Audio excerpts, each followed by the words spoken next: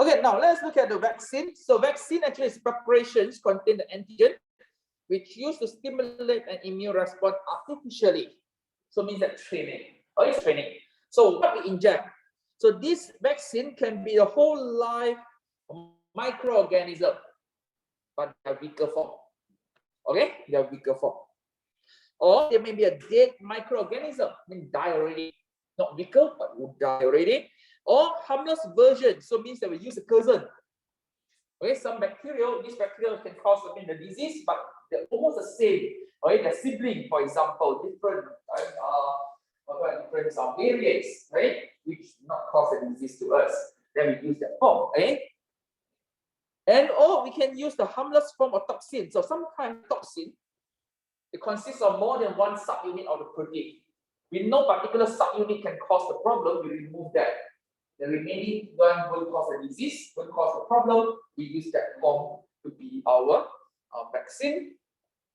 Or we can preparation of surface antigen. Should we use the surface antigen? Okay. Or the newest technology that we talk about the COVID, we have the mRNA technology. Let's see that Pfizer, Moderna, they use this mRNA. So it means that your body produces this antigen. Okay. So when the vaccine contains the living microorganism, it really mimics the natural infection.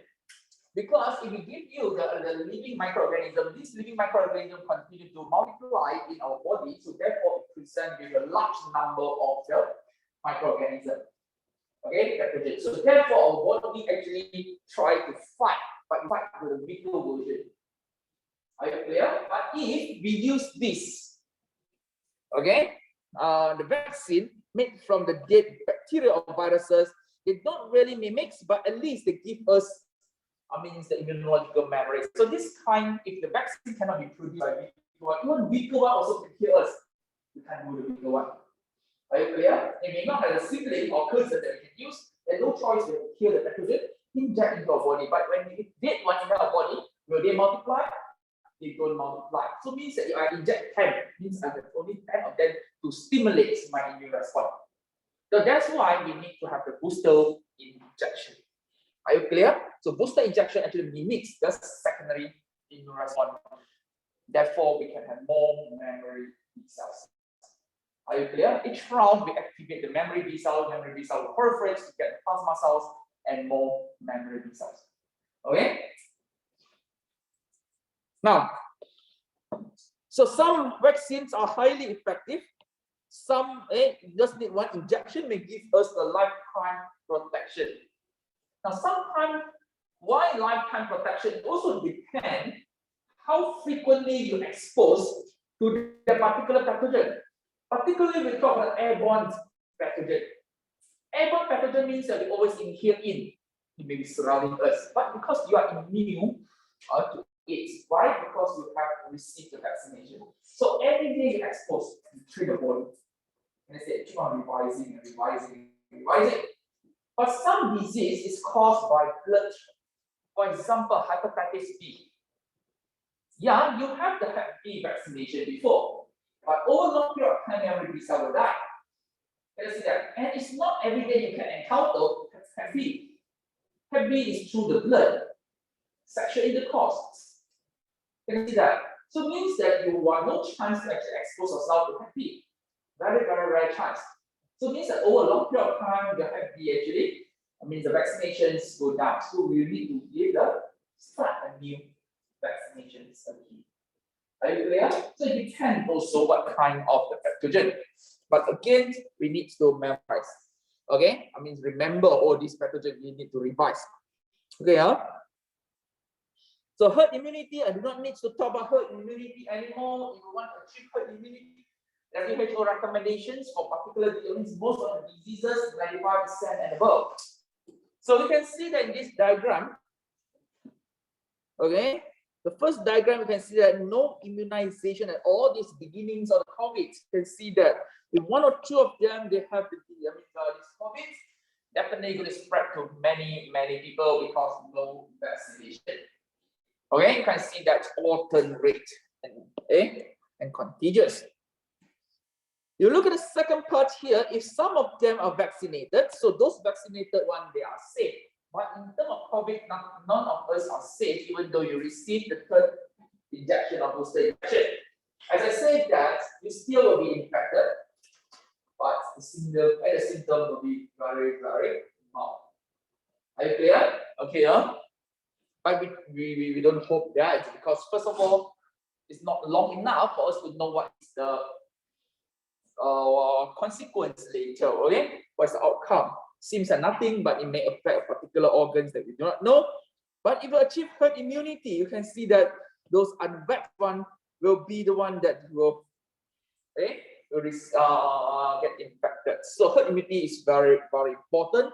So herd immunity can be achieved, okay, if we have 95%, okay, vaccination. So what are the problems with the vaccine? Okay, now sometimes people say, hey, I get the vaccination, you get the vaccination, why my symptoms are more severe compared to you? So it totally depends on the response to the vaccine. So for example, some people they may not respond well, okay, particularly those have defective immune system. Okay, for example, they have immunocompromised person, they have HIV. The person that have HIV, the immune system original weak. So even though we give the vaccine, they may not respond well. Or someone, they actually receive the immunosuppressants, particularly for the patient with the organ transplant. They receive the organ from other, from donor in this case, the body tends to reject. So in order to reduce the risk of rejection, the organs and recipients will receive what we call immunosuppressant to suppress the immune system. So in this case, you give the vaccination also useless. They won't learn. They have the learning means disability in this case. They won't be able to know. Okay, they won't be able to learn. Or a person suffer from malnutrition. Means that the lack of protein diet. We know the antibody produced by using amino acid, they are immunoglobulins, they are globular protein. So means that if a person they are malnutrition, no matter how you inject, you will not be, he or she may not be able to produce sufficient antibody. Okay, so these people are at high risk of developing infectious disease and transmitting them to people who have no immunity.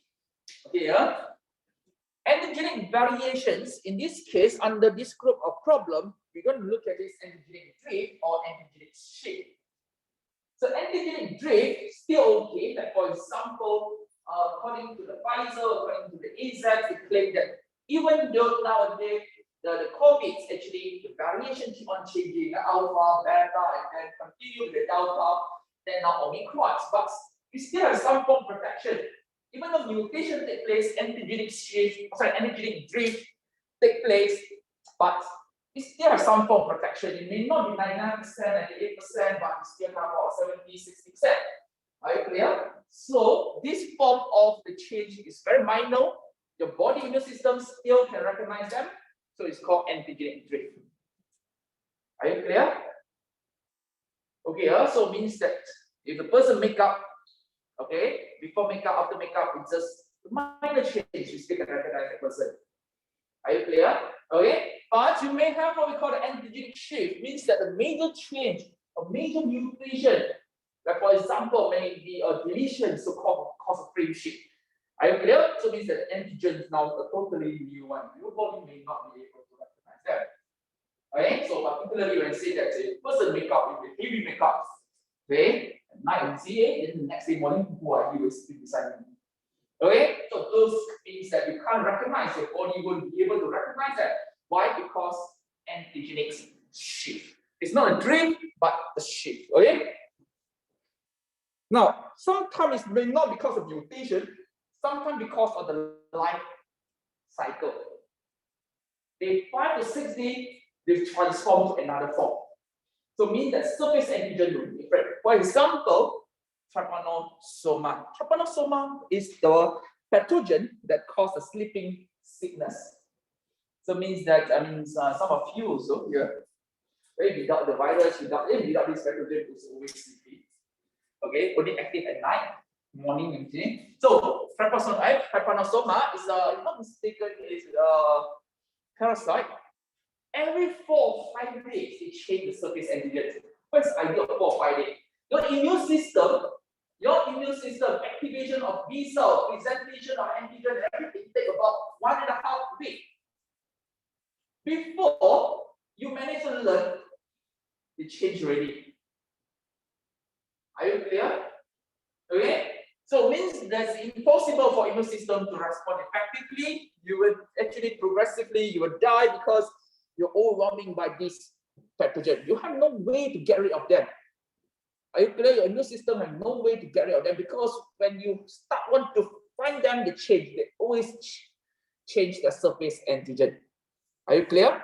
Okay, it's so fast until we won't be able to establish a complete set of the what I call this B cells and T cells to kill them. Okay. Now we look at the last one called endogenic concealment.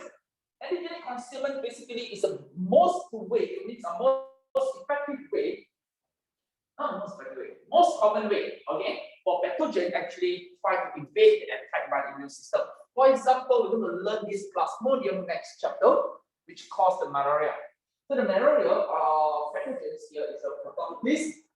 So they actually, when infection takes place, it invades the liver cells and red blood cells. Very fast they invade.